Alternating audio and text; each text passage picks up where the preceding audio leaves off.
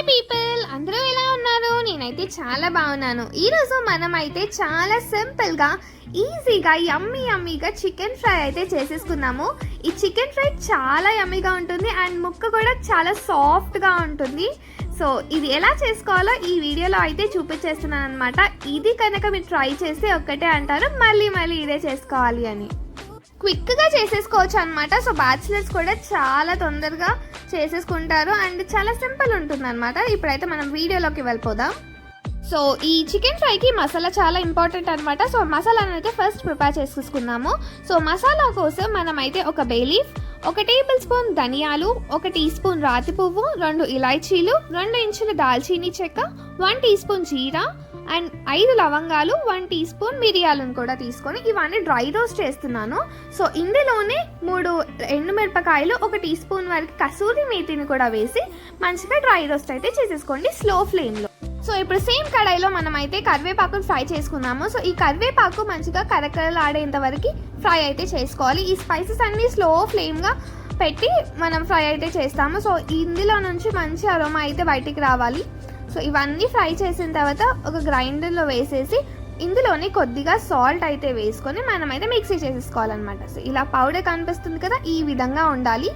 ఇప్పుడు మన మసాలా అయితే ప్రిపేర్ అయిపోయింది. దీని పక్కకు అయితే పెట్టేసుకోండి. సో ఇప్పుడు మనం చికెన్ సంగతి ఏంటో చూద్దాం.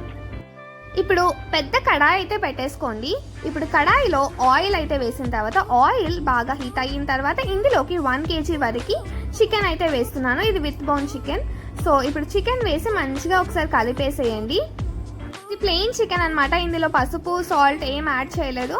సో ఆయిల్లో డైరెక్ట్గా చికెన్ అయితే వేసేసి మంచిగా ఒకసారి కలిపేసేసేయండి.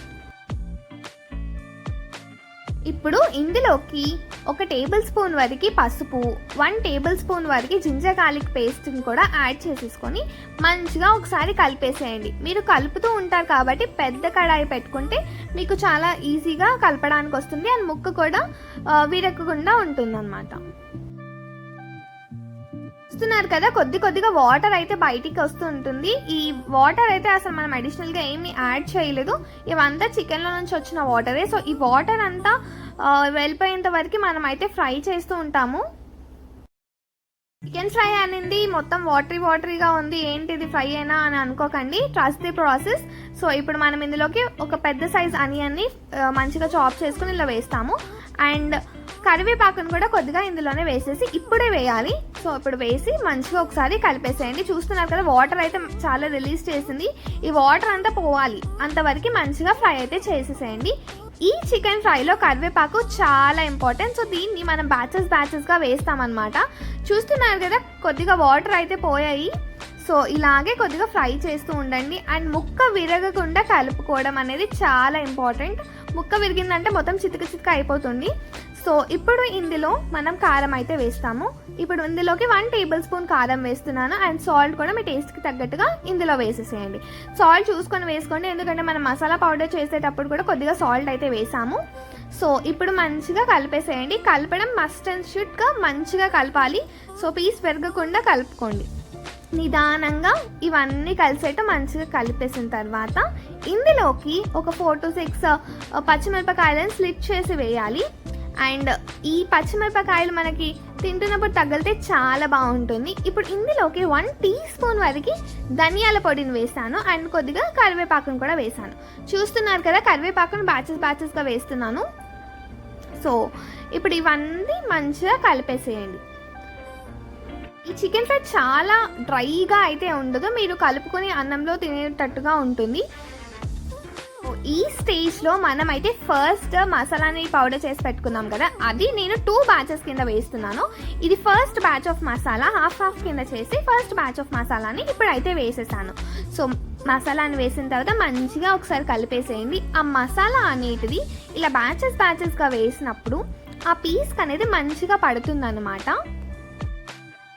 చాలా యమ్మీగా అయితే కనిపిస్తుంది కదా. ఇందులో పచ్చిమిరపకాయలు అయితే చాలా బాగుంటాయి, సైడ్కి పెట్టుకొని తింటే ఉంటుంది ఆహా. సో ఇప్పుడు మనం అయితే సెకండ్ బ్యాచ్ ఆఫ్ మసాలాను కూడా వేద్దాము. సో ఇప్పుడు మనం కలుపుతున్నప్పుడు మన కడాయికి కొద్దిగా అంటుకుంటూ ఉంది కదా. సో ఇప్పుడైతే మనము సెకండ్ బ్యాచ్ ఆఫ్ మసాలాని వేసేసి మంచిగా ఒకసారి కలిపేద్దాం. సో చూస్తున్నారు కదా, ఈ గ్రేవీ అనేది మొత్తం పీస్కి అయితే పడుతుంది. మీరు కలపడం కూడా చాలా జాగ్రత్తగా నెమ్మదిగా కలుపుకోండి. చికెన్ ఫ్రైని చాలా రకాలుగా సర్వ్ చేయొచ్చు.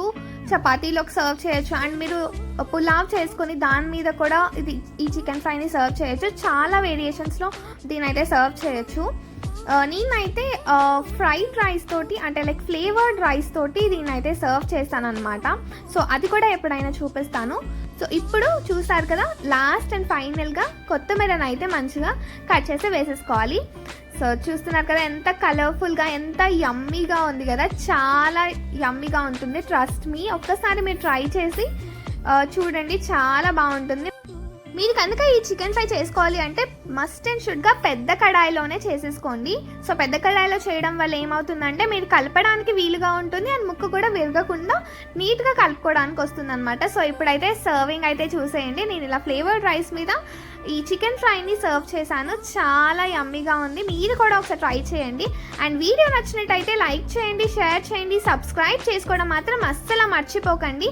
అండ్ నేను మరిన్ని వీడియోస్తో మీ ముందుకైతే వచ్చేస్తాను. And keep watching my videos. Bye.